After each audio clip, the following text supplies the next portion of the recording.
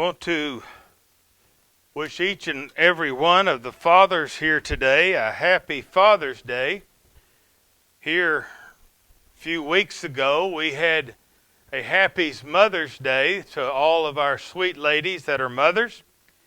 And I know for sure that all of you guys are going to be taken out to a real nice place for lunch today. And you're going to be taken care of and loved on, and I'm telling you, it's just going to be great. And I pray that all your children pay for your lunch. You know, Father's Day means the kids pay for the lunch, so here's a reality at my house. We ain't getting no lunch. So anyway, happy Father's Day, guys. You know, ever so often, I like to think about the lesson that I'm about to present to you. And as I present this lesson today, I'm presenting this lesson to me as much as I am all of those out there who are fathers, or those who may become fathers in the future. Because I stand before you as a father, but certainly not the example of fatherhood. And that's from my own perspective. Now, some of Linda's children are in their 40s, so I've been a father for quite a few years. And as I have progressed in life, in other words, as I've got older, I understand things a whole lot more than I did way back when we first had children. You know, the story is that everything you get, you know, it doesn't matter what it is, they send you a manual for it. Well, somebody said, why didn't they send a manual for children? Well, they did. It's called the Bible. But I'll be honest with you. There was a lot of things that I did not know about being a father. So some of this today is to encourage me as a father of adults, but also to think about grandchildren and being a grandfather. And what does God desire from me? I remember a song many years ago that was entitled, "Daddy, Don't You Walk So Fast." And it was sang by a man by the name of Wayne Newton. And he notes in that song something that really, I guess you might say, tugged on my heart. And it goes like this. It says, the love between the two of us was dying. And it got so bad I knew I had to leave. But halfway down the highway, when I turned around, I saw my little daughter running after me. In essence, here is a man who's having difficulties in his home, and he's decided just to give it up and to leave. So he's walking down the highway, but when he turns around, here's his little daughter chasing after him. Well, I'm a father of 3 daughters. I never left home. I was afraid if I come back, Linda would probably whoop up on me. Nah, that's not right. I love her and I ain't going to leave her, so she's got me for life. The thing is that touched my heart. But the chorus of this song really tugged on those strings. And it goes like this. Daddy, don't you walk so fast. Daddy, don't you walk so fast. Daddy, slow down some, 'cause you're making me run. Daddy, don't you walk so fast. And how many children think about the struggles that their parents have, especially their fathers. And the father is way over there, and they're trying to catch up to him. I mentioned to you guys this morning, I got a little message. Said my grandson, who's been here for the week, went home, gets up this morning searching the house for guess who? G-Dad. So I'm going to go home after a while and I'll message him. I'll do FaceTime stuff with him. But you know, that touched my heart this morning a lot. As he gets up and he's looking for G-Dad. I praise God for all these fathers that have been examples throughout their lives. Those who have helped raise their children. But you know, it is a reality that sometimes men, especially of my generation, they left that up to their wives. And there's a lot we could discuss about that, but maybe later. They weren't as spiritual as they need to be. And certainly in our world today, there are the few, but it is not the many. And it breaks my heart for children who don't even have a father at all. But it is a reality. This morning, like I said, I want us as grandfathers and fathers to reflect upon the blessings that we have as being a dad. And maybe encourage those out there in the world who are going to be dads. Not only to take their responsibility, but to understand the blessing that they're going to receive if they so allow it. The Bible teaches us that children are a blessing. Sometimes they're not as much of a blessing as other times, but in reality, overall, children are a blessing. And the Bible teaches us that they are that which is given to us by God. The psalmist writes in Psalm 127, beginning there in verse 1, "Unless the Lord builds the house, they labor in vain who build it. Unless the Lord guards the city, the watchman keeps awake in vain. It is vain for you to rise up early, to retire late, to eat the bread of painful labors, for he gives to his beloved even in his sleep.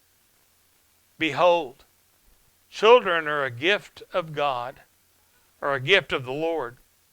The fruit of the womb is a reward. Like arrows in the hand of a warrior, so your children are of one's youth. How blessed is the man whose quiver is full of them. They will not be ashamed when they speak with their enemies in the gate." The children that God gives us, they're a blessing. And they should be wanted. We love them in that agape type love. We desire the very best for our children, even when it's difficult, even when it's hard. And we need to understand as fathers that it comes a time in the life of a child that our influence is about done what it's going to do, and they're adults. And we can only encourage and help them along. And if they seek wisdom or solace, be there for them. But we have a responsibility. And this is something that I learned a little later than I should have. We have a responsibility in the growth and the education and the spiritual life of our children, because they were given to us by God. But not only just our children, but also our grandchildren. We read in Proverbs 17 in verse 6, grandchildren are the crown of old men, and the glory of sons is their fathers. Guys, I'm going to tell you, if I knew how great grandchildren are, I would have had them first. Man, I tell you what, them grandbabies, they're pretty good. Sometimes not as great as they should be. Not exactly as we would desire for them to be. But they're still pretty good. And like we've noted, we've had several of the grandkids through the house in the last week. And I tell you what, they've done this and they've done that. And it's been a blessing. It's been a blessing.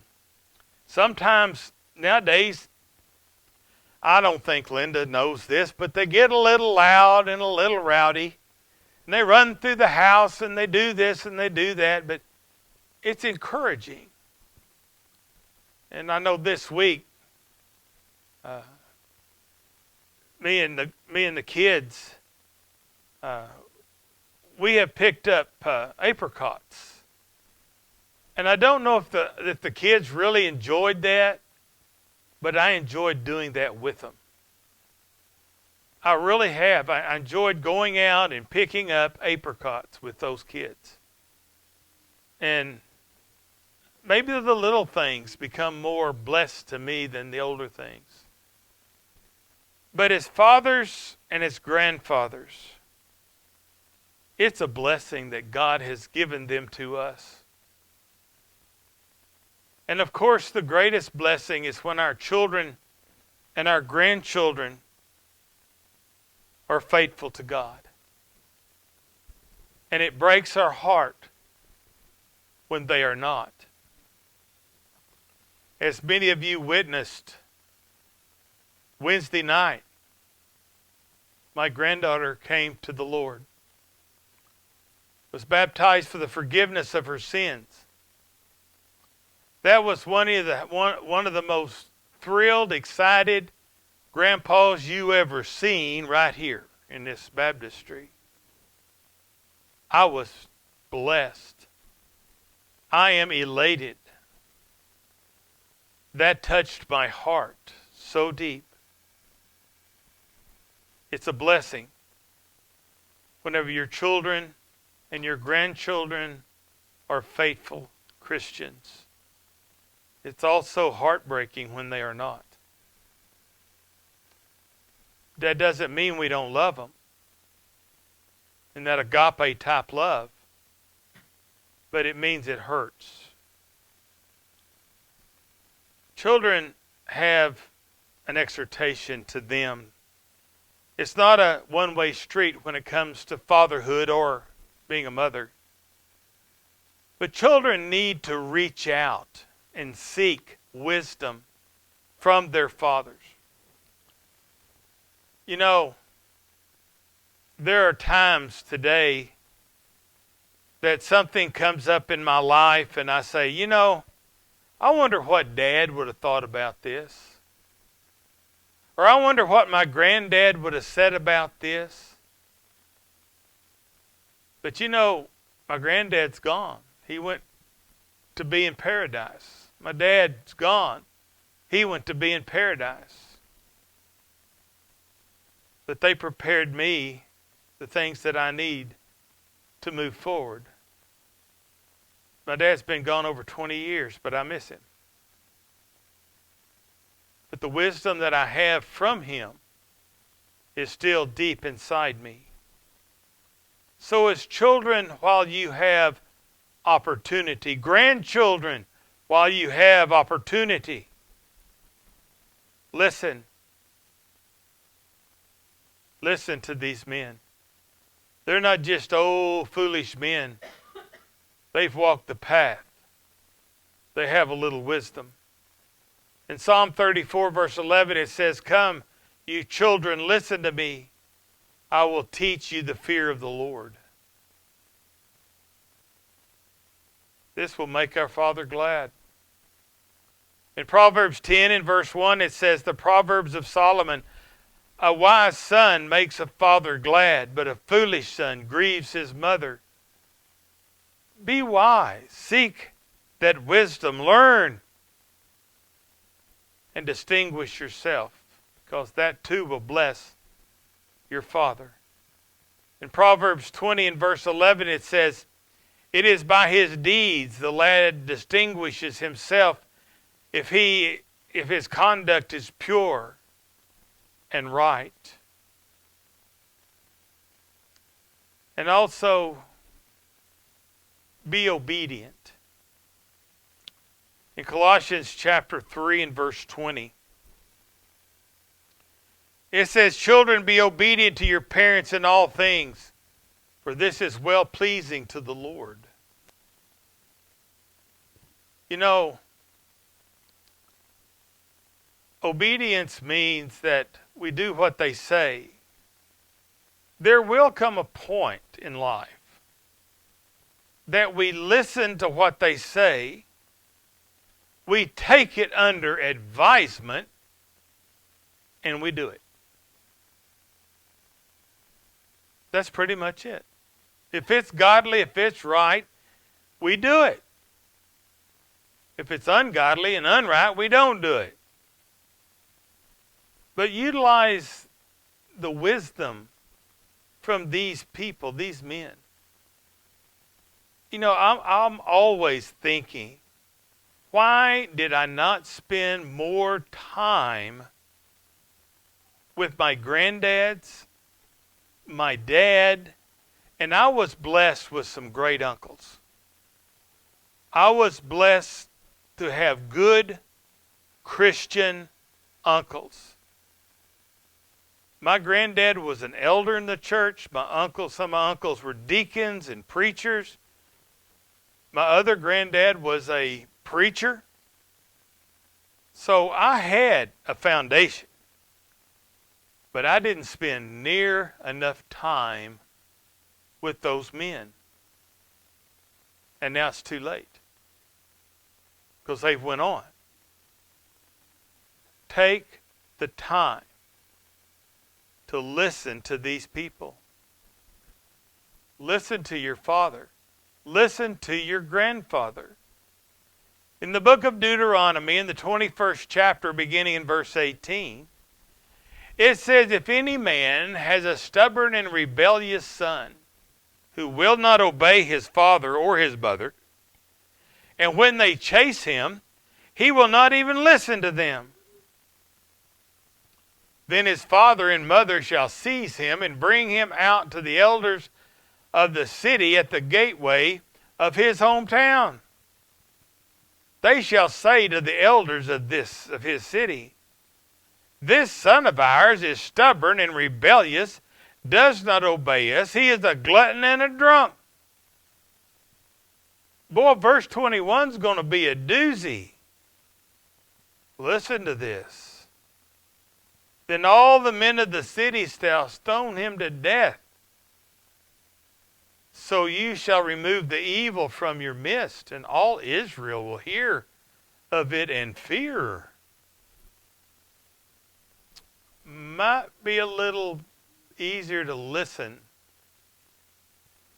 Take under advisement and do it, if it's godly, righteous, than not. As children, it is God's command that we respect and we honor our fathers.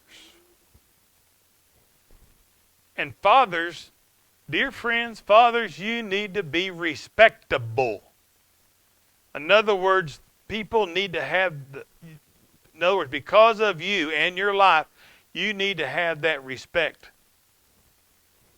so that you can be respected. Respect yourself, in other words.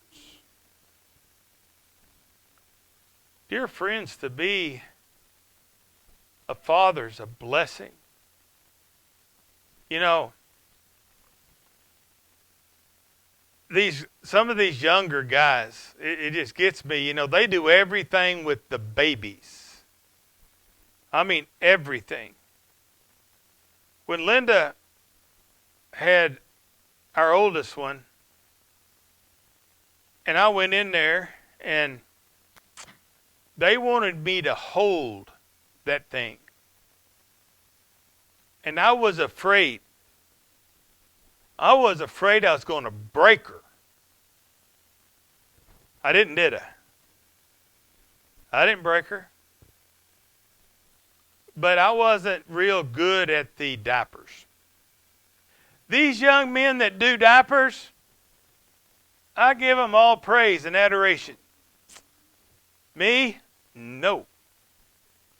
I have told about my grandchildren that if I have to tend to their diapers, backyard, garden hose. Can't handle that. That's just me. But I praise these young guys, or even some of them my age, that can do that. I don't know why I can't do that. I think it's a mental block. But it's a blessing. Take care of these youngins. It really isn't. I have a T-shirt at home. It says something along like this, that I'm the instigator of everything that's going on that we shouldn't be doing. You know, G-Dad's the instigator of all the things that the kids shouldn't be doing, and that's true. We get to do a lot of things with G-Dad that we don't tell Mom and Dad about. Because we do sketchy stuff. But the thing is that they're such a blessing. And we need to raise them right. We need to be respectful as fathers, to be able to be respected. And guys, I know some fathers who are not that way. We have a responsibility when we bring that life into the world as dads. And we need to fulfill that responsibility because we have it. And we need to teach our children. The most important thing that we can teach our children in this world today is to be a child of God and how to go to heaven. You know, it boggles my mind whenever I see fathers. They give hours and hours and thousands of dollars or more to teach their children how to do things in this world for pleasure. But they teach them nothing about how to get to heaven.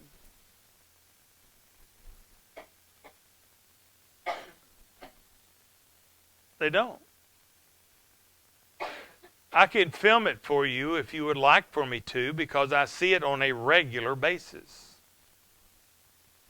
I've had individuals who were Christians, and you would ask them, you know, could you teach this young men's Bible class or a young man and ladies Bible class? I don't have time.